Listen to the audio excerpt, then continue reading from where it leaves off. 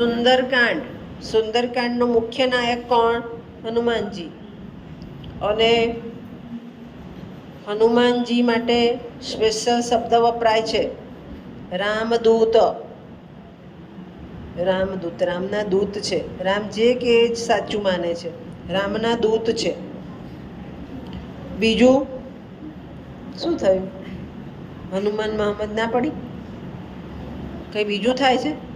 હું અભ્યાસક્રમની બહાર જ ગઈ ના. એના માટે એવું કહેવાયું છે કે હનુમાનના પિતા વાનરરાજ કેસરી અને માતા અંજની હતા. એક દંતકથા પણ છે કે એમણે સૂર્ય હાથમાં માગ્યો અને કંઈ એની માતાએ પ્રતિબિંબ બતાવ્યું. એ દંતકથા છે.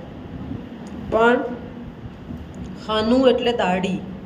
જે શબ્દ તમે શોધી રહ્યા છો, હનુ એટલે દાઢી. એટલે એમ કે દાઢી જુદું મોઢું હતું એટલે કદાચ હનુમાન નામ થયું હશે. બીજું, એમની પાસે એક અદ્વિતીય શક્તિ હતી. એ આપણે માઇથોલોજી દેવતશાસ્ત્ર માન્ય રાખવું જ પડે. દેવતાઓને કંઈ આપણે તપાસવા ના જવાય કે આ સાચું હતું ખોટું. દેવતશાસ્ત્ર માનવું પડે કે એ ધારે ત્યારે વિરાટ સ્વરૂપ લઈ શકતા હતા. લંકા બાળી ત્યારે વિરાટ સ્વરૂપ લીધું હતું અને ત્યારે ત્યારે નાનું સ્વરૂપ પણ લઈ શકતા હતા. એટલે એમની પાસે આ અદ્વિતીય શક્તિ હતી. બીજી એક અદ્વિતીય શક્તિ હતી કે પોતે ઉડીને જઈ શકતા હતા. એટલે આ અદ્વિતીય શક્તિ એમની પાસે જોવા મળે છે. બીજું, રામના બાણ છે એ જ બાણનો ઉપયોગ છેલ્લે એમના પુત્રો કરે છે. રામ જે શસ્ત્ર વાપરતા હતા એ જ શસ્ત્રનો ઉપયોગ છેલ્લે એમના પુત્રો કરે છે. ત્યારે લક્ષ્મણને આવતા વાર લાગે છે. એ સમયે હનુમાનજી ઓળખી જાય છે કે રામના શસ્ત્રનો ઉપયોગ કરે છે એટલે સામે ચોક્કસ રામના પુત્રો જ છે. શસ્ત્રનો ઉપયોગ થાય છે ત્યાં જ. એટલે હનુમાનજીમાં એક એવી દ્રષ્ટિ છે કે તરત જ સમજી જતા જોવા મળે છે. બીજું, એનામાં ધૃતિ એટલે ધીરજ બતાવી છે કે જ્યારે સેવક બનવું હોય, જ્યારે કામ હાથમાં લેવું હોય, જ્યારે કોઈનો સંદેશો લઈ જવો હોય, જ્યારે રામ કે એ જ કરવું હોય તો ધૈર્ય રાખવું પડે. અને એ ધીરજ આપણને સુંદરકાંડમાં બધે જ જોવા મળશે.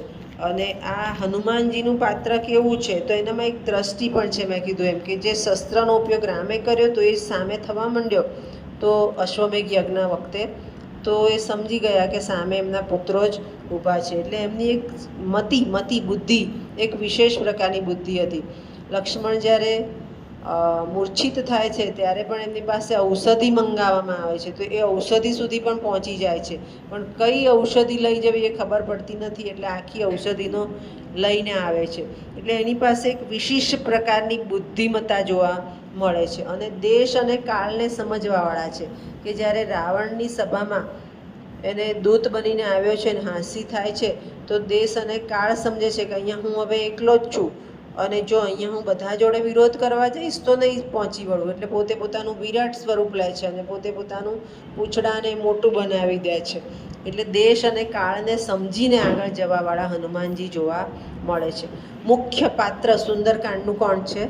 હનુમાનજી. ખ્યાલ આવી ગયો? સમજ પડી ગઈ? જનરલ ક્વેશ્ચન તરીકે પૂછાયો. હનુમાનજીનું પાત્ર, સીતાનું પાત્ર, રાવણનું ટુકડોન તરીકે પૂછાય.